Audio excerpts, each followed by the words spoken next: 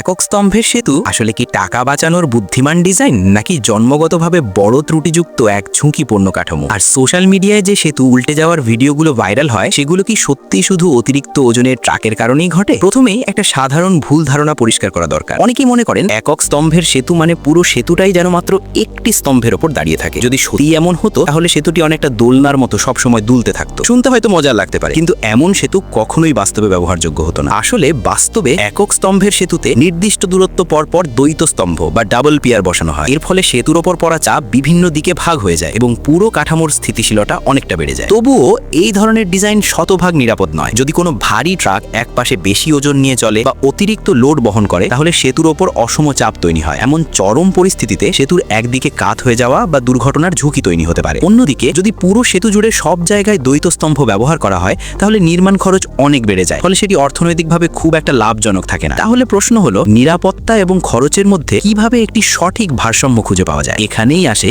একটি বুদ্ধিদীপ্ত সমাধান। একক স্তম্ভের নিচে একটি ছোট সহায়ক সাপোর্ট বা সহায়ক কাঠামো যোগ করা যেতে পারে। এতে পুরনো স্তম্ভ পুরোপুরি বদলানোর দরকার হয় না, কিন্তু সেতুর সামগ্রিক স্থিতিশীলতা অনেক বেড়ে যায়। এই পদ্ধতিতে প্রথমে বিশেষ ছাঁচ বা মোল্ড একক স্তম্ভের সাথে শক্ত করে বসানো হয়। এরপর সংযোগ স্থলগুলো ভালোভাবে সুরক্ষিত করে স্তর ধরে মজবুত করা হয়। সব শেষে সেখানে কংক্রিট ঢেলে চাপ দিয়ে আকৃতি দেওয়া হয়। এইভাবেই একক স্তম্ভ সেতুর কাঠামোকে আরো মজবুত ও নিরাপদ করার জন্য তৈরি হয় একটি উন্নত সমাধান, যা সেতুর স্থায়িত্ব অনেকটাই বাড়িয়ে দেয়।